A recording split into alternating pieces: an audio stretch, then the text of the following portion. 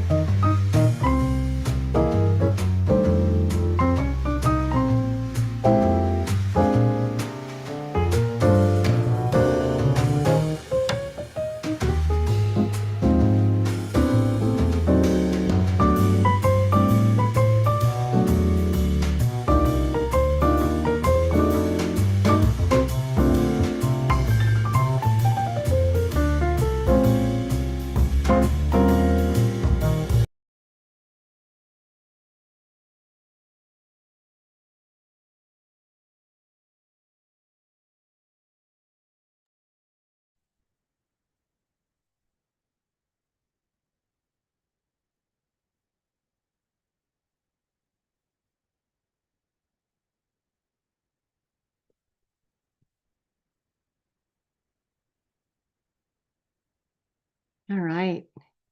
Let's see here. Is Tricia coming on? I see she's there. Okay, there we go. Hold on one second. Let me do my video. Can you hear me? Yes. I can hear you. Right now, the video. There we go. Okay. Okay. All righty. Well, here we go. Hello, everybody. Welcome to the SpeechLink podcast. Today, we're talking about the oral resting posture, the ORP, the missing piece to remediating speech and facilitating habituation, better known as carryover and generalization. Happens to be one of my favorite subjects. It looks pretty simple on the surface, but there's actually some complexity to the oral resting posture. However, there's a great deal of benefit in therapy, as I think that we'll soon discover. And before we begin, let's cover some disclosures regarding financial disclosures. In addition to receiving an honorarium for this podcast, Tricia receives revenue from the sale of her well-received books. Personally, I too receive an honorarium for this podcast, and I'm a regular seminar presenter for SpeechTherapyPD.com, and I own Speech Dynamics Inc. Neither of us have any non-financial disclosures. Okay, so happy that you are here, everybody, for our live SpeechLink podcast, sponsored, of course, by SpeechTherapyPD.com. I'm Char Boshart, your speech language pathologist host. And as we go through, you are more than welcome to participate during our time together. Just type in your question or comment into the chat, and one of us will read it, probably me, and Tricia will respond. And just so you know, this is Tricia's second time as a guest on the Speech Link, and she's become a friend and a colleague through the years here. So Tricia H. Rogers MS, CCC-SLP, is an ASHA certified speech language pathologist with 3 decades of experience and more than 20 years of specializing in oral facial myofunctional disorders. She received her master's degree in speech pathology from the University of South Carolina, then immediately started working in a neighborhood or a neighboring school district. She's worked with preschoolers and elementary age children and started her own private practice in Portland, Oregon. Currently, she works directly with clients of all ages, supports fellow SLPs through mentorship and consultation, and shares her expertise through presentations. Very importantly, she's the creator and author of Miss Tongue and Friends, a playful children's book series designed to help clinicians during therapy and support parents at home by playfully teaching healthy oral functions. Welcome to the Speech Link, Tricia. Thank you, Char. Thank you for having me tonight. I'm so Uh, excited to be here. Me too. It is my pleasure. I'm just so excited to be doing this with you. Me too. Me Totally too. fun. Thank you. Thank you. Yeah. Now, I do have a first question to kind of set the stage. Yes. Um, just a second here. You do have a depth and breadth, I would say, of knowledge and expertise with a variety of client ages and populations, right? Right, So, right. at what point of your career did you actually realize that the oral resting posture was significant? Oh, I love this question. I love this question coming from you. So your audience is going to hear this. It was in the late 90s. So after I moved to Portland and I started working in private practice in a clinic and also in my own private practice, I was very interested in the parts of speech and the sensory pieces. And so I discovered your book, The OMART. Oh my. Yes, yes, your second edition. So Oh. that's when, so I applied that because I was like, I knew something was kind of looked a bit off or with the motor, like once I got some of the uh intelligibility better, but I could just still, the tongue just wasn't working right or just wasn't, it wasn't clear and crisp in the speech. So I found that book, which is, your pre-swallow works, right? And I am just like, and honestly, I found my notes that I took from reading the book when I was No. back up to find what Uh, year it was, right? So I really, because I put that together, and then after that, soon after I discovered your book, I took all the training, oral facial myofunctional therapy, and it just like all came together for me in that. And I've not looked back. It has just been such an important, uh, that knowledge has been so important to me and my clients, especially in my private practice. okay, good, And good. in the schools, it's perfectly helpful too.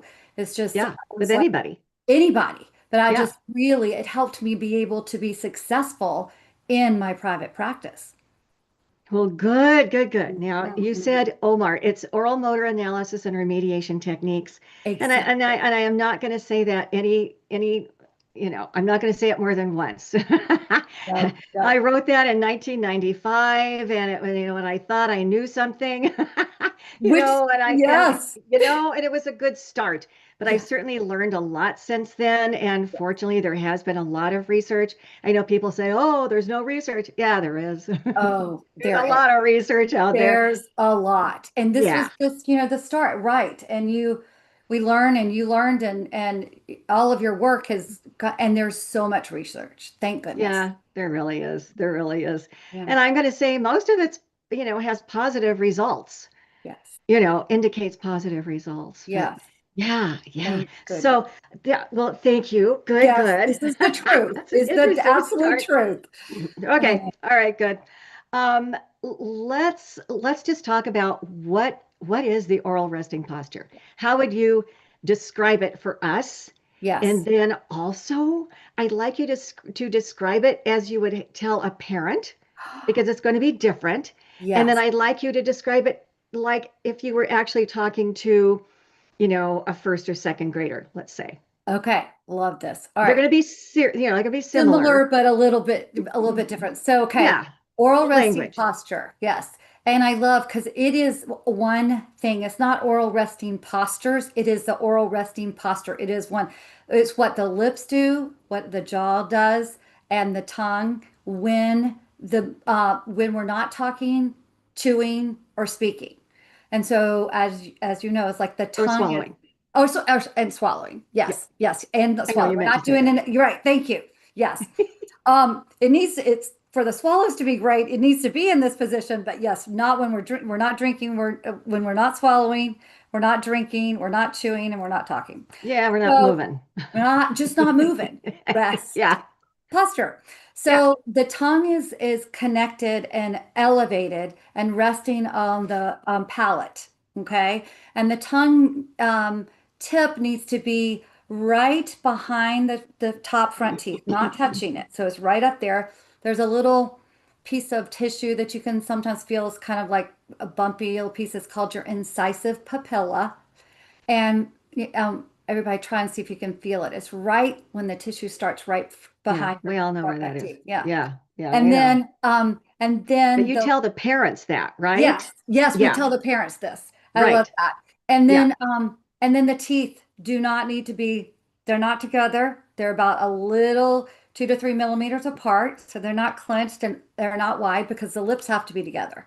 So the jaw has to be resting, teeth close but not together, lips closed, and tongue in that position, and then breathe through your nose. there you go. Mhm. Okay. Mhm. Yeah. So yes, you're right. With the parents, I would describe that place, let them feel it. If they hadn't heard of the term incisive papilla, I would use that.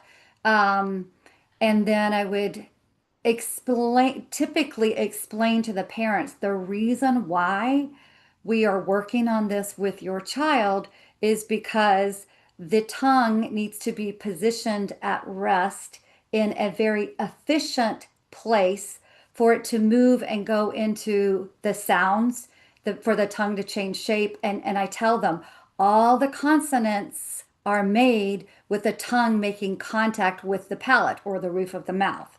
And so it needs to be close, the tongue needs to be close to that space so that the sounds will be crisper and clearer when we're practicing them. Okay. Okay. All right. Yeah, A lot. and I agree. I agree.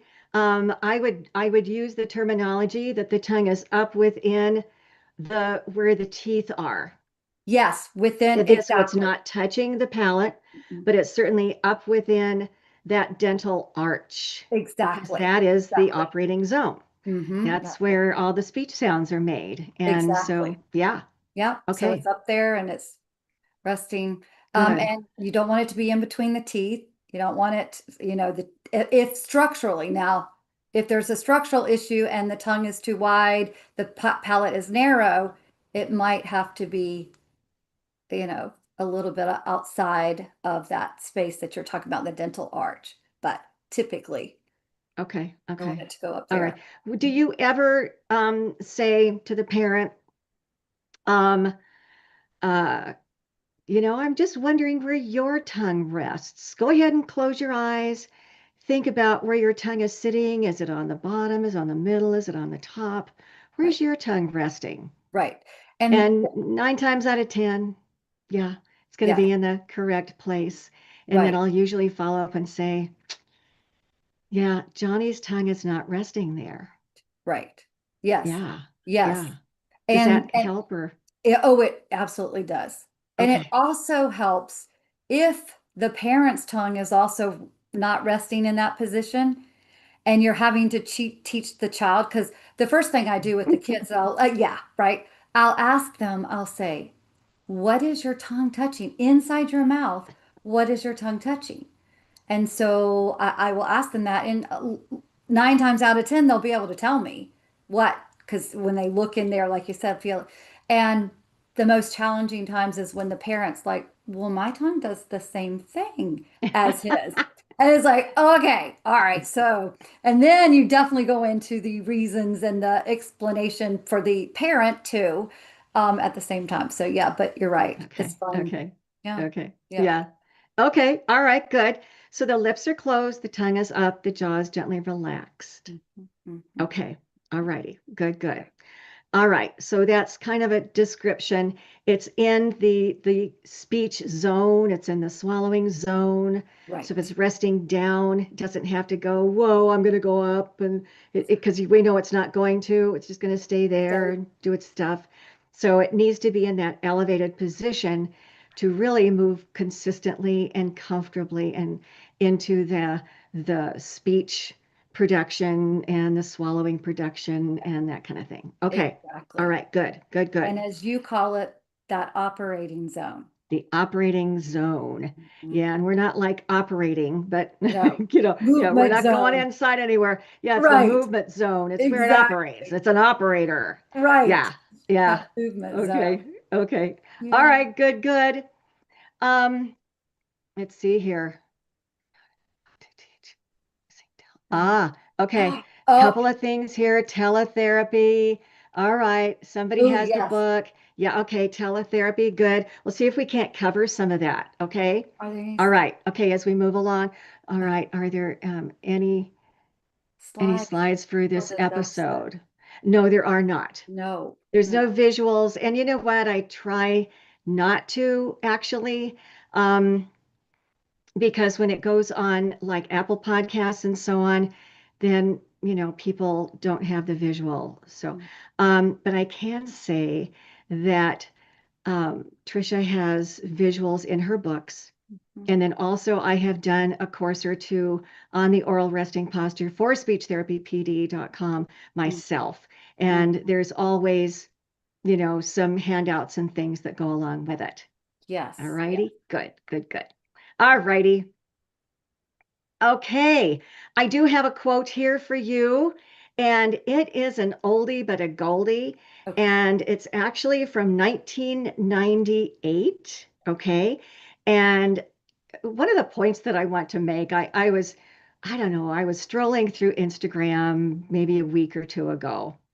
It was over Christmas break, and uh, someone was saying that we're working on resting postures because people they didn't do resting postures a long time ago, and I'm saying yeah they did because I I did it old long time ago. I'm an old timer, you know. Right. And resting postures has been around a long time. Yes. And in fact, Dr. Fletcher Tarr, I'm going to divert just a little bit here, Yes, but please. Dr. Fletcher Tarr in it had to be 1969, 1970. It was when I was in college. Oh, yeah, yeah. Well, nobody can do math, so never mind. It doesn't matter. I can state that. Nobody's going to understand how old I am. Sure. But at any rate, Dr. Tarr had written a little book on the oral resting posture. Oh, And so I learned about the oral resting posture back in like 1969, 1970. oh, That's even before the IAOM was formed. right, right. Okay. And so that's when I learned about the oral resting posture. Oh, And I'm thinking, oh boy, this is, it was kind of interesting. And I delved in. There was, a few articles and things on it, but not much at that time. And so then I went off to Western Michigan University and I was telling everybody and, talking about the oral resting posture. And everybody's going, huh? What's the oral resting posture? So even at Western Michigan University with wow. Charles Van Riper, they Right. had never Wow. heard of the oral resting posture. So, but at any rate, I have a quote here. And then, Tricia, I'd like you to sort of bounce your ideas off of it, if you agree, if you disagree. But it's from Landis in 1998. Okay. Okay. All right. Helping an individual optimize their static, which is an interesting way of putting it, their static oral resting posture facilitates achievement of fluid, efficient, and economic movement patterns needed for accurate and fluent speech. Mm, I love that quote. Did you That is get a it? You got yes. it? Yes, I got it. I Okay, got static, achievement of fluid, efficient, economic movement, it. all of those things. Yeah, yeah. What do So you think? what makes me think is that when the tongue is resting, it's really not just at rest. It's not doing anything.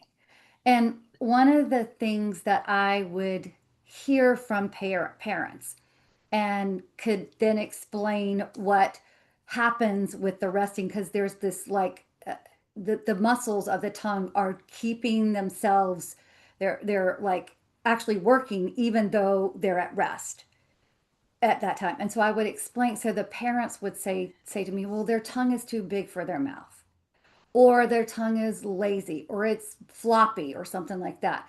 And I would explain how having the tongue resting and having the muscle contracting, the little tiny contractions that happen, that actually helps with that little bit of toning or endurance ability with the tongue.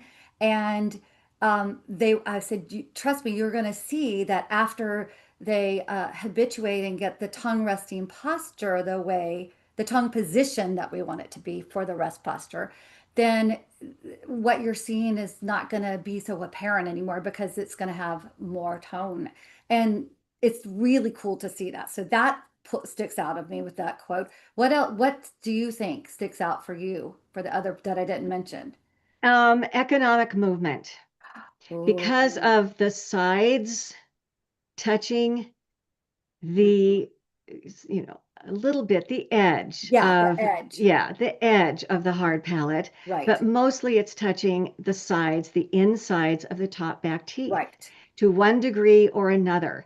And that economic Stability. movement comes from a couple of different things, but primarily the sides of the tongue anchor to the side teeth Mhm. as the front part of the tongue moves, and then Right, as it moves to the back of the tongue elevates. Speech is vertical. The front part of the tongue moves vertically, the back part of the tongue moves vertically, right, and it moves in refined small manners according to Landis and according to you and me, Tricia. right. Moves Exactly. in small itty bitty movements because you have to fit it all in co-articulated speech Right, via the points of stabilization. So right. the one thing that we didn't mention regarding the positioning and the, I'm going to say, anchorage and bracing Yeah, of I the was teeth just thinking about is, this.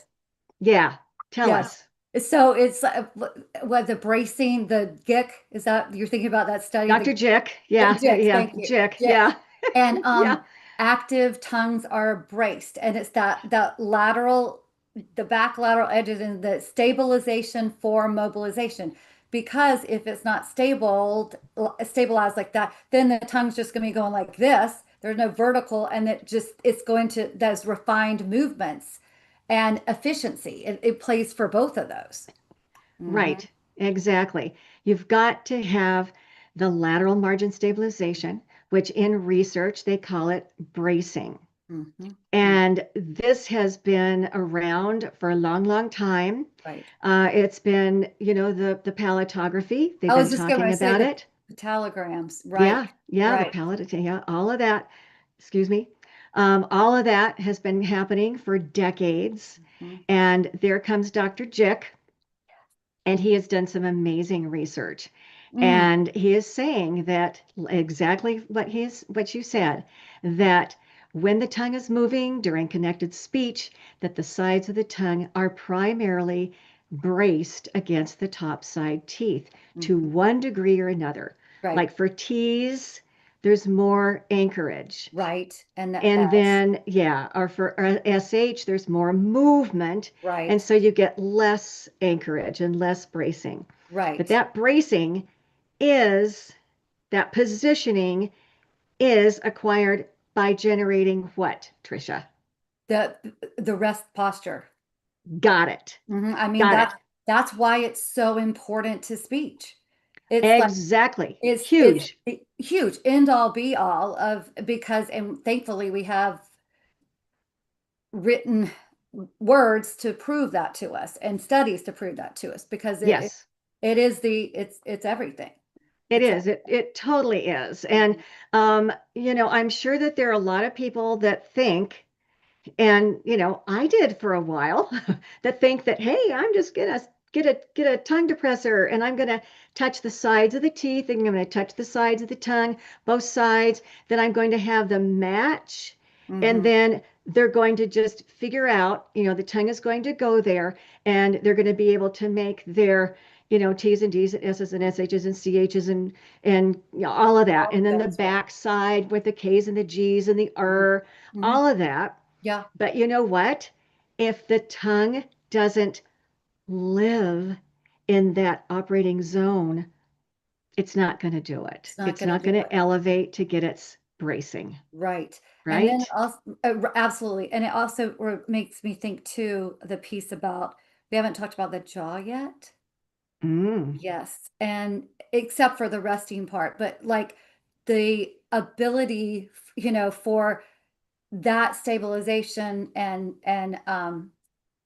to happen, the jaw has to be able to differentiate from the tongue as well. So the tongue has to be able to, and the jaw has to be able separate. If the tongue can't separate from the jaw, then you're going to have a problem as well with the way that the sounds work. And that's when the tongue just stays low in the mouth instead. And you're trying desperately to get it to come up just for the sounds. No, that's not going to work. It has to be bracing up there from a place to start for that. right. Yeah. And familiar with that elevated zone. And, I've told my kids that, hey, that tongue is going to learn to live in a whole new room. Mhm. If the Ah, tongue is down, you want it up here. And I say, look at that space up in there. That's a good space to park your tongue. mhm, It's mhm. just waiting for your tongue to elevate and to get up in the top there and to sit kind of out of the way, Yes, waiting for speech to happen. And it's right in that zone. yes, yes. Yeah, When yeah. I was explaining this to the little ones, so, in my private practice, I would have kids that would be on my caseload, and then the moms would bring the little siblings.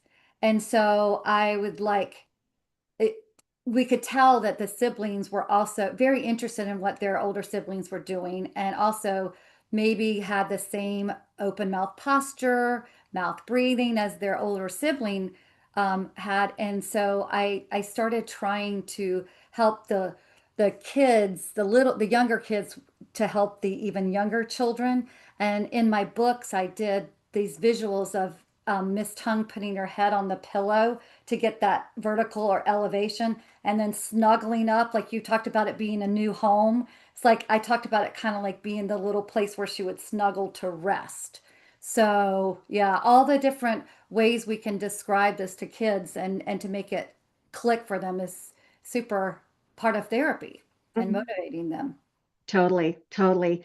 Mhm. There's something I'd like to move into now, and then I do want to come back to the therapy techniques and so on that you Yeah. use with preschoolers, and Yes. then therapy techniques that you use with the older kids and so on. Okay. But I also want to fit analysis in there, Oh, yeah. analysis and therapy methods with the preschoolers. Mm-hmm. Can we Mm-hmm. move into that for a Mm. while? And Sure. that's you've worked with a lot of preschoolers. I've worked with many, but Yes. not as many as you have Mm-hmm. probably, Mm-hmm. because I've done Mm-hmm. a lot with the in the schools, School age, elementary, right? junior Yeah. high, et cetera. Yeah. Mm-hmm. So, what's your technique Mm-hmm. or strategies? Mm-hmm. Because sometimes you have to just strategize rather than just use your technique, Right. in generating awareness of the resting posture and the positions of the lips, tongue, and jaw with your younger children. Mm-hmm. Mm-hmm. Yeah, it is challenging. It's, each age group has their challenges, right?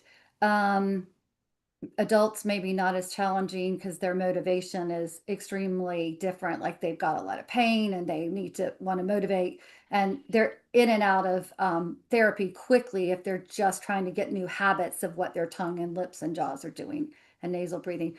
With the little ones, it's very easy to talk about what the lips are doing. Okay, so starting with the very visual with the lips and getting their mouth to close. If they've got an open mouth posture, getting their mouth to close. And then, like one little strategy with that, they get their own little lip balm and they get to like put it on their lips and then put their lips together. So in that way, you're working on two things. One is like the closing of the lips. And then as you talk about the endurance, the ability to keep them closed. So closing the lips and the competence of being able to keep them that way and endure it. So the little kids kind of like that because they, especially the little girls, they're like put on their lip balm. But I kind of make it fun for the little boys too. That was one of the ones I was thinking of. And then um, with the preschoolers, a lot, or young age, a lot of them maybe are still sucking their thumb or their fingers. And so talking about that with the parents or with the kids to like explain to the parents that anything in the mouth for a long period of time keeps the tongue down and it's going to stay down there because it's not going, if the tongue's down, most of the time it's not going to just elevate and become resting on its own. So you have to, so eliminating the oral habits, if there are, which there are a lot. And one of my favorite, I pulled this out because one of the favorite books is that. Do you remember this oldie but goodie? It's helping the thumb sucking child. So I would have with my preschoolers, all of the parents, I would have them get this book and from the library or whatever and read it and start to kind of implement a little bit of that. So I find that that's really helpful. And then you can start moving into the part of like putting Miss Tongue on her pillow, as I talked about before. Use a lot of visual aids, which is where my books came out of from this, is using the visual aids with the kids because you have to make it fun and playful because they don't understand or like, why do I even care about this? I don't even understand. Why should I even care? And it's like, rather than nagging, keep your lips together, you have to make little fun activities for them, even the school age kids too. Let's see, what else would I? How about analysis? I mean, Okay. obviously, we can see if lips are open or closed, Mhm. if it's chronically open or if Right, they are chronically closed, or if they're actually doing both. right, Sometimes I'm going to say it's 50-50. right, So right. lips are pretty easy as far as Mhm. analysis. Also, though, sometimes and there are like 4-year-old kids that have been then, lowering their jaw for a long period of time. And that generates, the lack of use of the upper lip. And so you get that sort of tension of the Yes. upper Yes. lip, that lip incompetency. So Mm-hmm. you can kind of see that and just see if they can actually get their lips together. Mm-hmm. But tongue, how do you do that Mm-hmm. with the kids? I mean, if the Right. tongue is sitting and it's forward, their jaw is lowered, hello, okay, that's a dead Yeah. giveaway. Right. But what if their lips are closed? I Mm. know that we cannot assume that just because lips are closed that the Nope. tongue is up. Nope. Nope. Nope. Um, right. So between watching what their tongue is doing during an articulation assessment. So when I would assess them, watching them, even if I was doing a phonology test, a Goldman Fristow, or any of the articulation tests that you can do, videotaping and watching back or watching then to see what the tongue is doing, because you can, it if we use to when I we're taught to use our ears during evaluation as speech language pathologists, Yeah, but we are. a lot of it is about using your eyes. Like, what do you see? Do you see the jaw scooting around sideways when the kiddos are talking? Do you see the tongue moving like this? And so using your eyes and videotaping. Now it used to be a big deal to try to videotape and then, record it and then play it back. And now you just have the phone and and Yeah, also you just like having the kids see what their tongue is doing. When they watch their own tongue on the video, they're like, I said, see, did you see that? And so I think that's a good part of analysis. And um, like I have this little sheet that I put together, and I've talked about it with Carolyn's about what I kind of do, these notations about what I see the tongue doing. If it's coming forward, if it's coming down. And then, honest to goodness, even the 4-year-olds, you ask them, what is your tongue doing right now when your mouth is closed? They'll tell you, they'll say, it's on my bottom teeth, it's down in my mouth, it's against my top teeth, or they'll say, is not touching anything. And so that thing is just kind of hanging in the middle. Just, I call it the floating tongue, where it's just like, it's not yeah, low, it's not where it's supposed to be, it's just kind of hanging out. yeah, yeah, So yeah. I mean, It's I there. ask that question to every 3-year-olds. And surely I will use like the visuals with them. Like I'll have this and where the tongue is, like, show me where your tongue, close and feel. And I get them to like you said, close your eyes, tell me, because you can't see if their lips are closed. And they'll tell you. They really will be able to tell you if you Okay. Yeah, describe if they it. have the cognition. Mm-hmm. Yeah, or Yeah. they'll indicate, or Yes. yeah, or if you get a model and Yeah. maybe they can show you with their hand. Yes, Yeah, that and kind of the thing. Yeah. Play-Doh, doing it with There Play-Doh, you and go. that is, they would Yeah. love that. Okay. So just Yeah. like, so that's really with the preschoolers. Okay. I Okay. know. Good. Good, good, good. Yeah, and the jaw's a dead giveaway. Oh yeah, right. Yeah, if it's I mean the position of it. Uh-huh. And if it's lowered, and Mhm. usually if it's lowered, then usually obviously the lips are going to be apart and the tongue is probably going to be Yeah. down Mhm. and maybe forward just Mhm. due to gravity. So Right. yeah, so the tricky one is when the lips are closed, is the tongue up? And I'm Mhm. going to say chances are that it's not. Right. And I do know that between the age of 2 and 5, there is a great deal of development going on as far as awareness of the tongue being Mhm. on top, because we are told in the pre-feeding book Right. that that swallowing happens on the roof of the mouth at 2. Mhm. And so there's some elevation there, some Right. vertical movement of the Right. tongue. Is it consistent? And is it consistently in resting posture by the age of 3? We don't know. Right. And that's kind of a concern of mine, is that we really don't know. But Right. my guess is that there is a developmental period that I agree with happens, you. that it kind of accumulates over time as speech develops And Mm-hmm. I'm going to say if you have that 3-year-old that has an that chances are really good that that tongue is on top. Okay, Right. not always, Not but all if you have right. a 3-year-old with great articulation, and I There's would good love to, chance. to do this research on it, but um, find out if that tongue is in a good resting position. I would suspect that it is. Yeah, I they'll have be a like, feeling that the low tongue resting posture kind of goes along with that articulation development or artic that doesn't develop. mm, Not I always, not always. I I mean, think sometimes that's it's cognition, it's a thumb, yeah, there's other stuff, yeah, but I'm yeah. going to say in general. What do you Yes. think about that? Oh, I think that's absolutely spot on. It really it makes sense.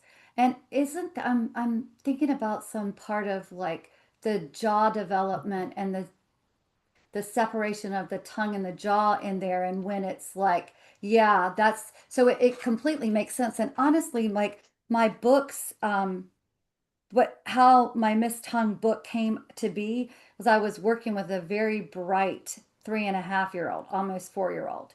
And in the session, we were talking about the tongue and a little bit. And um, when I talked about her putting her head on the pillow and just trying to rest, just starting with the tip for because he's like young, right?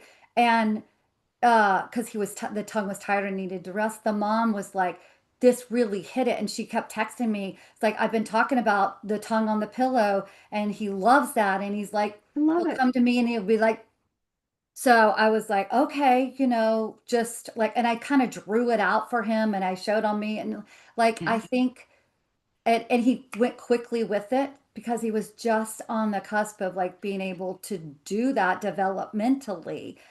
So that makes a Yeah. lot of sense. Makes a lot Yeah. of sense. And it Yeah. was a little sibling, right? Of one of Yeah. mine. Yeah. Yeah. Oh, I love that. And I love your books and I'm a proponent. I mean, it's just nice visuals for Hmm. young children. And Right. I'm going to say even like kindergarten, first grade, Oh, yeah. definitely. I mean, because like, yeah, I have them. The sooner we can get the kiddos to be having healthy oral functions, the better it's going to be for them. It really Hmm. is. Hmm. Oh, of So, course. Yeah. Yeah. oh, No, that and you have one tell me which books you have. I know you have one for the nose, you have so one for yeah, the so tongue. there's I have it right here. So there's Mr. Nose learns to breathe, and that's like he has a secret Good. superpower that helps him breathe because he does breathing better than the mouth. It's better for so the lips ask the mouth to close, and then the lips learn to stay together. So that's just these two literally go hand in hand. And then so does then Miss Tongue learns to rest, and this and let me show you a visual of this is one of the pictures. So I had a colleague, she's a speech language pathologist. She was in grad school when she was drawing these for me. But I love this little one about the lips looking at the lips in the mirror. And then Yeah. in the book, the kids get to try it themselves. What are your lips doing? So, and then I Good. have another one about Miss Tongue Learns to Dance. And this one is about the tongue kind of being stuck in range of motion with the tongue, but it's also great for jaw and tongue differentiation work. So Okay. it's kind of towards the like tongue release and tongue stuck tongues, but it also is just movement of the tongue. She does little dances. So that's kind of fun. The kids really like this one too. Yeah. Yeah. Yeah. Fun. Yeah. I love it. Good for you. Good for you. Yeah. And I am going to say, Oh, which okay, book in the children's book? Um, the did you Miss work on a Tongue tongue learns, thrust? yeah. So a tongue thrust is a tongue thrust swallow. I really call it that. Now, Char, what do you call the tongue thrust? It's kind of a Yeah, I don't I'm thinking maybe Peggy means, for a tongue thrust swallow, but Mhm. typically when you have a tongue thrust swallow, it's moving on the horizontal plane and Right, the tongue isn't elevated. right. So I would say that probably, I mean, if they're breathing through their mouth and they can breathe through their nose, then I would say that the nose one is important, that the tongue one is important, Right. just to provide a nice foundation Right. Yeah, um, that's for the what I was going to say. function of swallowing. Yeah, they all kind of, it's interesting that you would ask this because like the tongue resting, where the tongue rests is where it does its job or its function. So if it's resting forward or not, then you're going to have that tongue thrust swallow. So Miss Tongue Learns to Rest would be great for that. Um, and then, but if the lips are open, like you said, want to do the lips and the nose book. Um, so yeah, so and there's another one that goes, there's the ebook that goes with Miss Tongue Learns to Rest. It's Miss Tongue's Resting Adventures. So it talks about all the activities that the kids can do while they're doing those, they can keep their tongue resting. So Okay. you're And asking there's a something about an question. ebook. Did you Yeah. see the question? Because you just mentioned Shelley is asking, is the new ebook going to be in Oh, print as well? oh, thank you for asking that. It will be because there is Mr. Nose resting, well, Mr. Nose Adventures and the Lips Adventures. So when that's all together, we've thought about doing to print for that. So yes, thank you for asking that. Yeah. Whew, Um, we did most of the fun. ebooks were for international customers, but that one just yeah got started and the others are Okay. written. I just need to have them drawn. Okay. Okay. All right. Swallow Good. Good, slushy. good, good. Excellent. Excellent. Okay. Woo.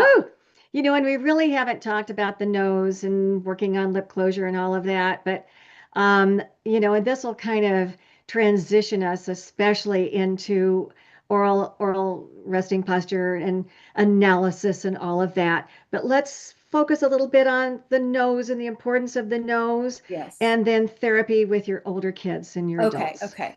Yeah, great. Because the analysis I think of, it's interesting because like nasal breathing is a function and it's like it's part of the rest posture because if you have correct rest posture, then your nose is able to be the main breathing apparatus, right? Hopefully. Hopefully. Otherwise, Yeah. we're in trouble, right? Otherwise, we're in Yeah. trouble. Yeah, I'm Yeah. not going to do lip closure unless I know for sure that they have good nasal patency. Absolutely. So herein is the analysis. One of the first things to do is see if the kiddos can sit with their lips closed and breathe through their nose. Try 90 seconds, Ooh, then that's a long right, time. right, and then try 3 minutes. Whoa. Hmm. Whoa, you're tough. You're tough. Yeah. Yes. I would try and get him to go for 30 seconds. Yes. That's good. I mean, That's a and start for honestly, me. Yeah. go for 10 Or even seconds. 10 Oh seconds is yeah. hard for some kids. It is. Yeah. And Yeah. you're exactly right. And here's the thing, if they can do this, if they're mouth breathing and they can go for the 30 seconds, then this is just a habit. Most likely, it's just a habit that you could help shape and change.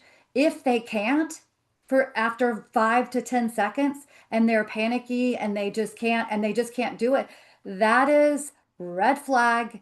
We need to talk to the parents, talk to the however in the schools that you can do. It's like there might be something that's structurally or blockage, could be allergies, right? Could be. Don't try this analysis when the kids comes in with a stuffy nose because that's not Right. going to be, that's not going to be Yeah, the it's right not going to time. work. Yeah, it's not going to But give you anything right. But definitive. if they are stuffy nosed all the time and they do have allergies, then you're not, if that can't change, without possibly intervention, then you can work on tongue posture for the sounds, but habitual nasal Yeah. breathing is not going to be possible. Yeah. And I always try to determine kind of on my own.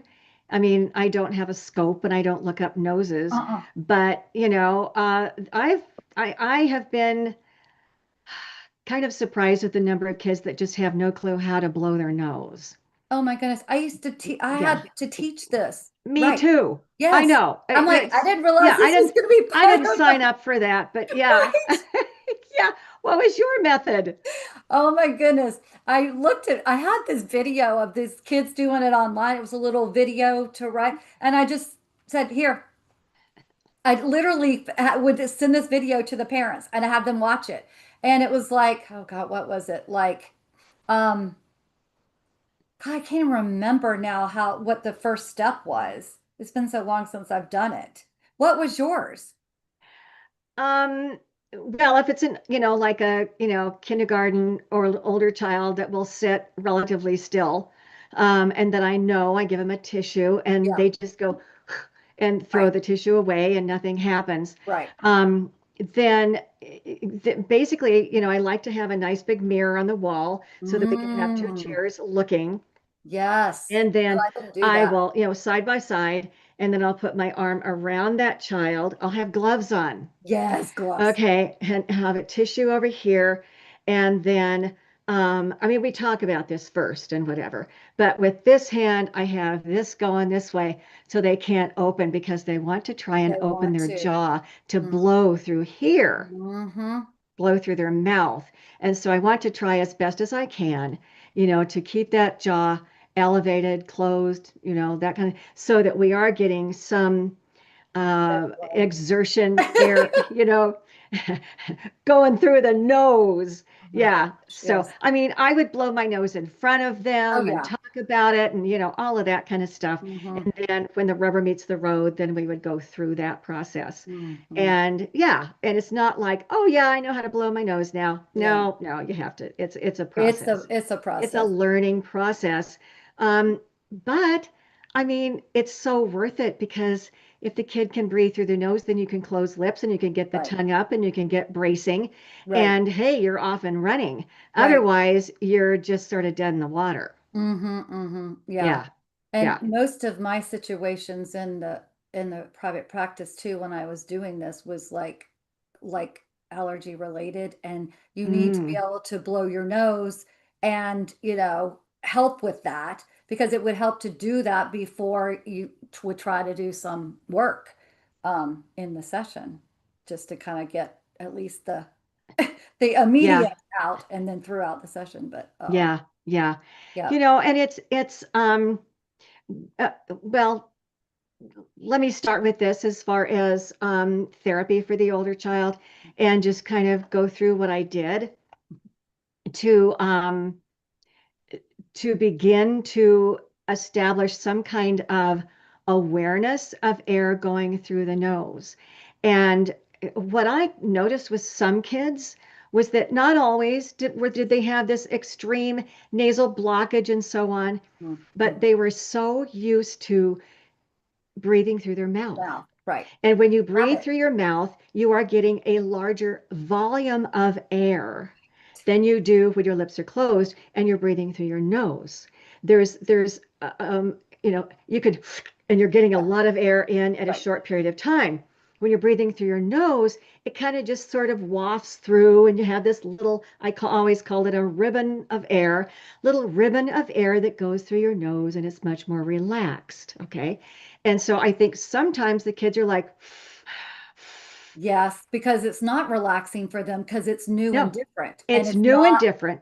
that big space. Exactly. Right. They're Hmm. still trying to get that volume of air that Hmm. they can get through their mouth. They're trying to get it through their nose. Hmm. And Hmm. so you end up with that Bernoulli effect. Remember Right. that Yes. Bernoulli effect? Yeah. Yes. And so I would, kind of try to acclimate them, close the lips, picture in your mind, even close your Hmm. eyes, picture in your mind just a little ribbon of air going through your nose and just try and put the brake Yeah. on that volume of That, air that, trying to get through right. at once so that I Right. would actually train nasal That breathing. breathing. That's so Yeah. good. Yeah, So and that's yeah. I mean, it again, it's a learning it process. It's is. not immediate, but I'm going to say it happens pretty quickly, Yeah, you and know? agree. When it's possible, it does. And like using the humming as that little Mm. activity of humming, and Yeah. you do like 3 to 5 seconds of humming, and then repeat it. And like if you like do, I would do Mm. Twinkle Twinkle Little Star, and you have to. Yeah. Yeah, and then Okay. blowing bubbles. Blowing Because bubbles. I have my straw so I can talk about this.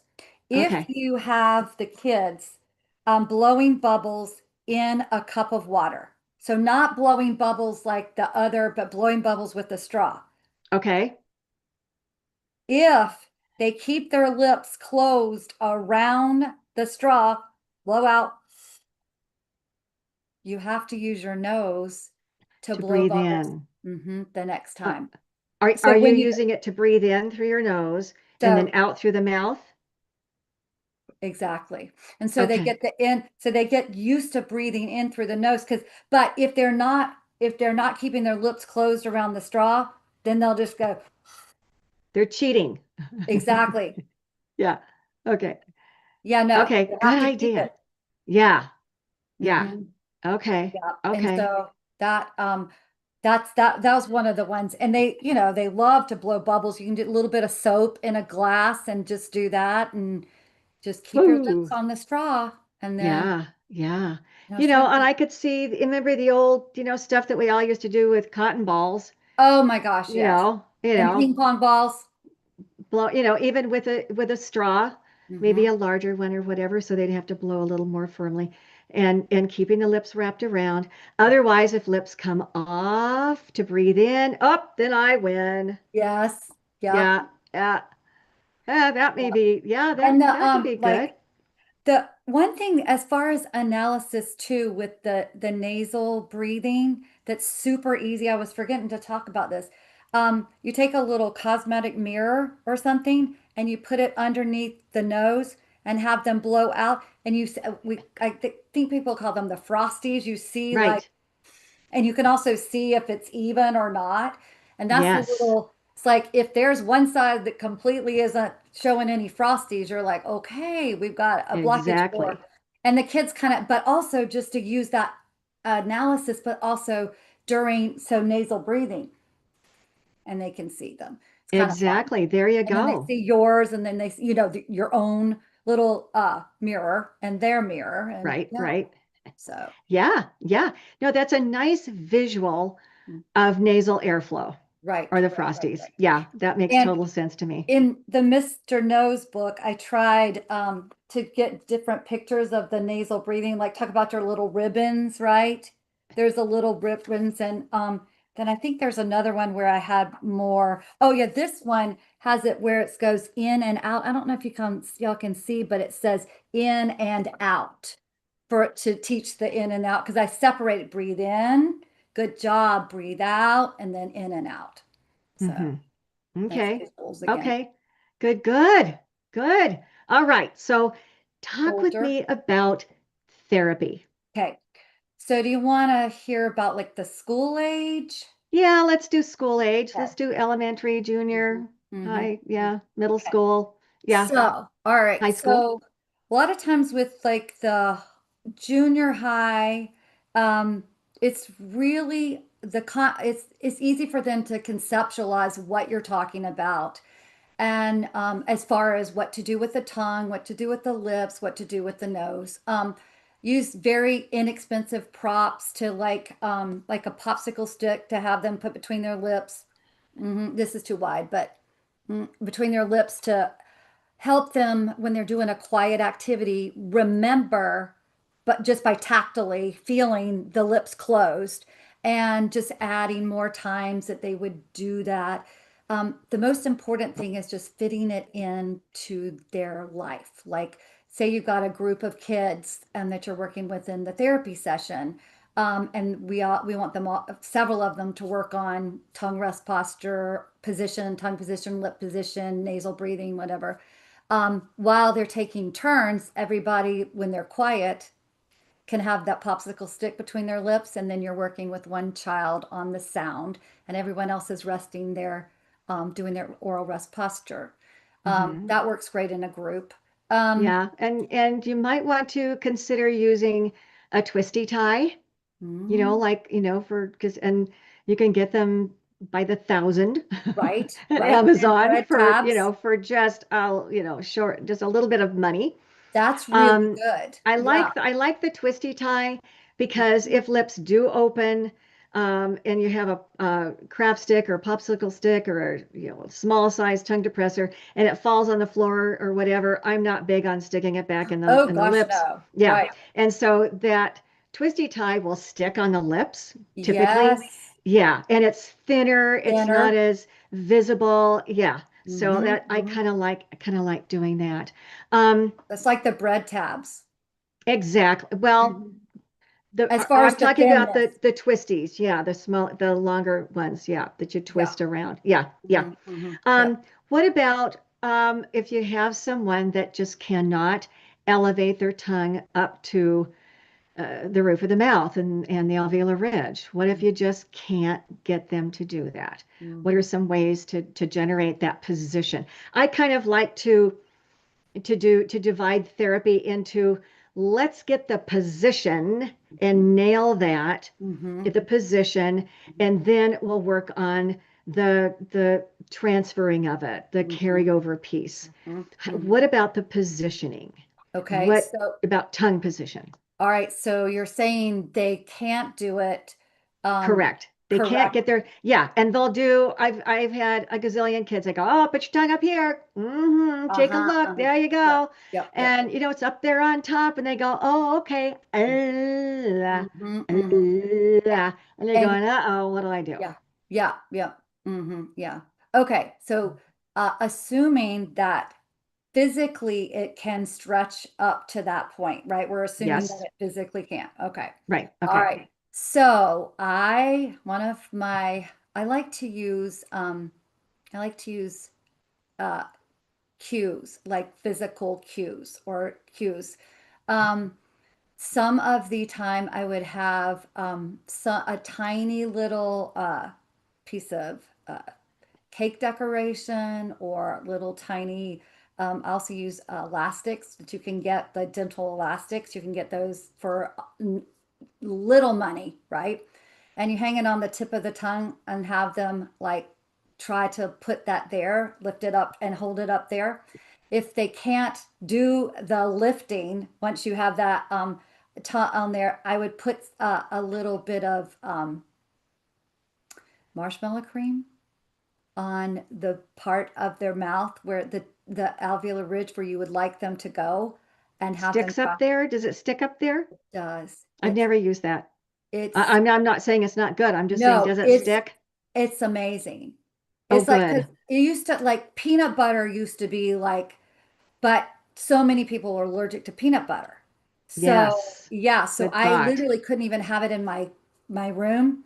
Marshmallow cream, it is like the stickiest stuff there Okay. is. It is so sticky. Um, Okay. and I would put it up there and have them try to put their tongue on that. That is like one of the easiest, cheapest, most fun. Okay, so but oftentimes like we need to stabilize the jaw for or put something to keep the jaw so that they can lift their tongue up because trying to do the tongue and the jaw at the same time. So I would put again those food grade popsicle sticks, tape them together, put them between the teeth to hold the jaw, and then just have to focus on just the tongue tip. Ah, a Cheerio. Yes, a Cheerio is great. Start with a Cheerio because it has a little hole in it, and then move to something smaller because there's a little bit of height to that Cheerio, right? You're still losing a few millimeters of having it in that spot, and sometimes that would throw some kids off. But Cheerios, great for like put it on the tip and go right, yeah.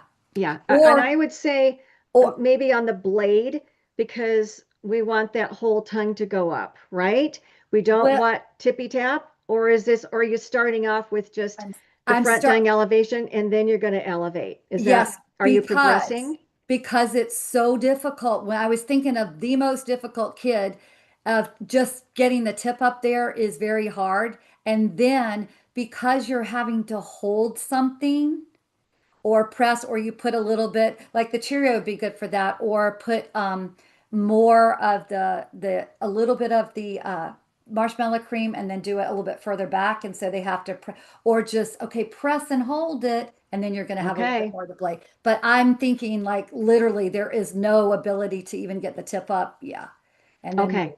um, All right. something, Good. Cheerio. Good. Yep, that Good. was good. Woo. Yeah. Oh my. Okay. Yeah. Yeah, I think that was our last question. What about a Cheerio? Oh, Yes. I hate to say this. Where did our time Oh go? my gosh. Oh yeah. I It is like know. five. I know. It's the top of the hour. Mhm. I just, thank you everybody for being here. Yes. I just Thank appreciate you you. being here. Thank you so much, Tricia. Mhm. Very informative, very practical. Thank you so much. And in closing, I want to thank everybody for being here and Yes. continuing to get the Thank word you. out about the Speech Link podcast. And just so that you know, in a few days you'll be able to access this course again through Speech Therapy PD, because there are a lot of ideas here. If you weren't able to take notes, fast enough, you can watch it again.